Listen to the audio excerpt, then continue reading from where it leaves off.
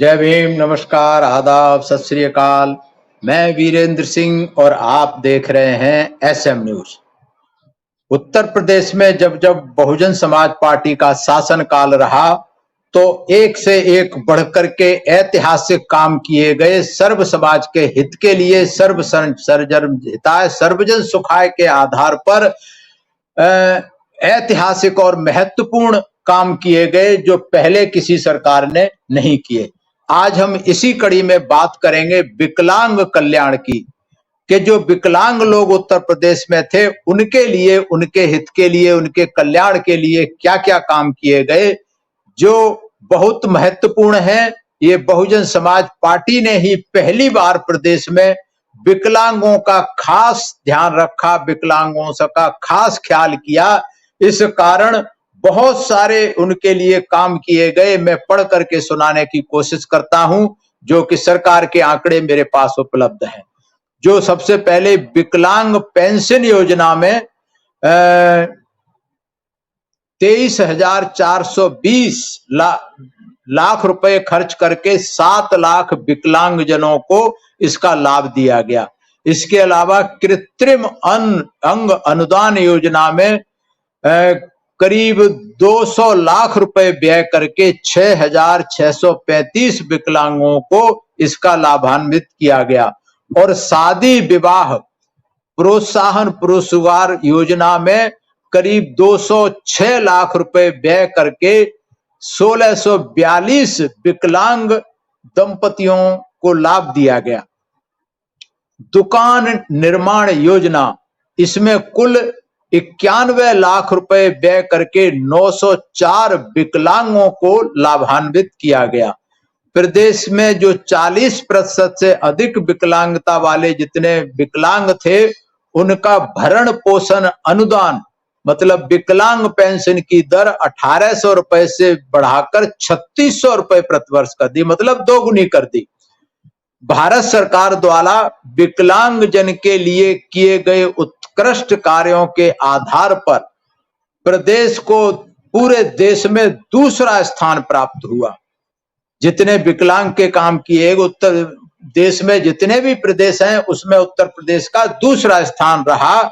और सरकारी योजनाओं में नियुक्ति हेतु अधिकतम आयु की सीमा में 15 वर्ष की छूट दी गई, जो कि पहले शायद 5 साल की होती थी। राजकीय सेवाओं में, जो सरकारी नौकरियों में विकलांग का जो आरक्षण 1996 से जो बैकलॉग पड़ा हुआ था, कोटा पड़ा हुआ था विकलांगों के लिए, उन सब पदों को ढूंढ करके चिन्हित करके पूरा एक स्पेशल अभियान चलाया गया, विशेष अभियान चला करके उसको पूरा करने का काम किया। और दूसरा महत्वपूर्ण निर्णय कि जो वाहन भत्ते में जो मिलता था उसकी वृद्धि 2 गुनी कर दी गई। वाहन भत्ता मिलता था उसकी 2 गुनी वृद्धि कर दी गई। और मेरठ में दृष्टिबाधित जो अंधे और बहरे होते हैं, अंधे होते हैं, उनके लिए गोरखपुर में, मेरठ में और गोरखपुर में बालिकाओं के लिए, मतलब मेरठ में बालकों के लिए, गोरखपुर में बालिकाओं के लिए इंटर कॉलेज की स्थापना की गई, जिसमें प्राइमरी से इंटरमीडिएट तक की पढ़ाई की गई। गोरखपुर और लखनऊ में दृष्टिबाधित बालकों के विद्यालय की क्षमता में वृद्धि होने के कारण इन विद्यालयों के एक अतिरिक्त बस की व्यवस्था की गई। विकलांग शादी विवाह प्रोत्साहन के अंतर्गत 2 करोड़ की अतिरिक्त व्यवस्था की गई।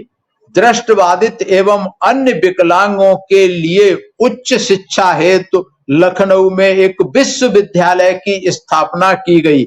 मेरे ख्याल से शायद देश में ये पहला कदम रहा होगा जो उत्तर प्रदेश सरकार ने, बहुजन समाज पार्टी की सरकार ने उठाया, कि विकलांगों के लिए एक पूरा यूनिवर्सिटी, एक विश्वविद्यालय खोलने का काम किया ताकि उनको उच्च शिक्षा मिल सके।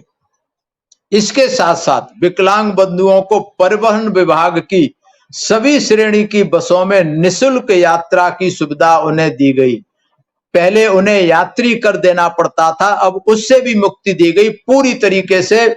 सभी, चाहे वो एसी बसें हैं या नॉन एसी बसें हैं, लॉन्ग रूट की हैं या लोकल बसें हैं, सभी बसों में विकलांगों को पूरा जो था निःशुल्क यात्रा का प्रावधान किया गया। ये भी शायद मेरे ख्याल से पहली बार किया होगा। दूसरा, सार्वजनिक वितरण प्रणाली में विकलांगों को पहले 2% कोटा मिलता था, उसके स्थान पर 3% का आरक्षण कर दिया गया और 1% दृष्टिबाधितों के लिए भी निर्धारित किया गया, जिनकी दृष्टि ठीक नहीं है या जो देख नहीं सकते, उनके लिए अलग से कोटा 1% का किया गया। राजकीय दृष्टिबाधित बालिका इंटर कॉलेज लखनऊ और लखनऊ में पढ़ाई प्रारंभ करने की व्यवस्था। गोरखपुर में भी दृष्टिबाधित बालिकाओं और मेरठ में दृष्टिबाधित बालकों के लिए इंटर कॉलेज की स्थापना के साथ उच्च शिक्षा प्राप्त करने वाले दृष्टिबाधित छात्रों के लिए लखनऊ व गोरखपुर में छात्रावास बनाने का निर्णय लिया गया। छात्रावास बनाए गए और 23 जिलों में जिला विकलांग कल्याण अधिकारी के पद पहली बार सृजित किए गए, नए पद जो थे किए गए। और इस तरीके से विकलांग जन कल्याण के आरक्षण हेतु का खास श्रेणी में के पदों में सभी डिपार्टमेंट के करीब 14 विभागों में पद के लिए उपलांग इनकी निर्धारण किया गया।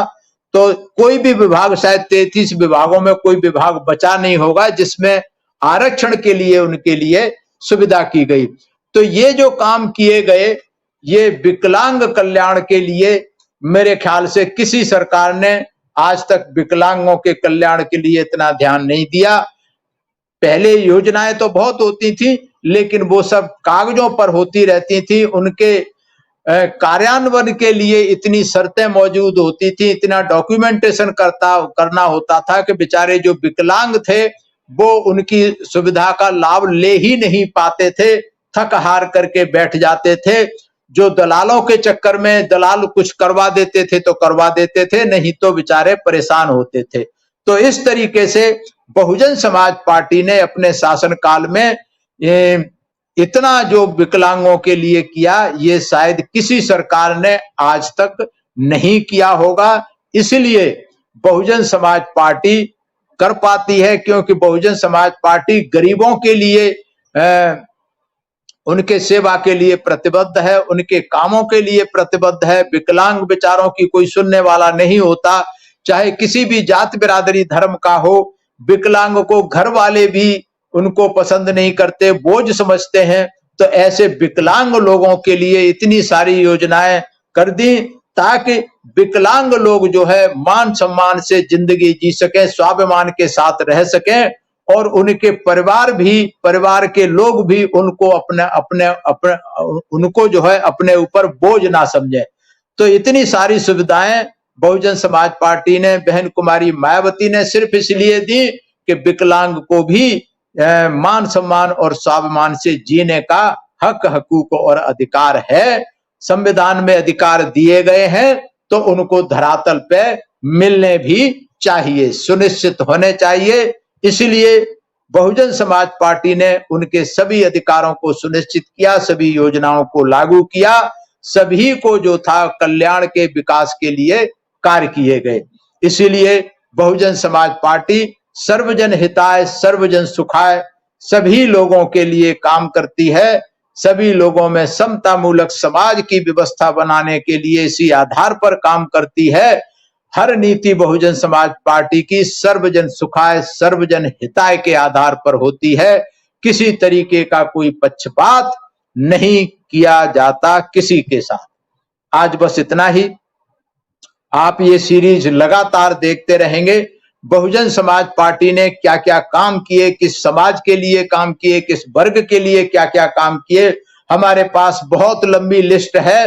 प्रतिदिन हम इस तरीके के एक वर्ग या एक काम के लिए आपको बताते रहेंगे और आप लगातार देखते रहिए एसएम न्यूज। और लगता है कि ये काम बहुजन समाज पार्टी ने हकीकत में किए हैं या नहीं किए, आप इसकी तहकीकात अवश्य करें और कमेंट्स के द्वारा अपनी सहमति असहमति हमें अवश्य बताएं, ताकि हमें भी आपसे प्रेरणा लेने का मौका मिले।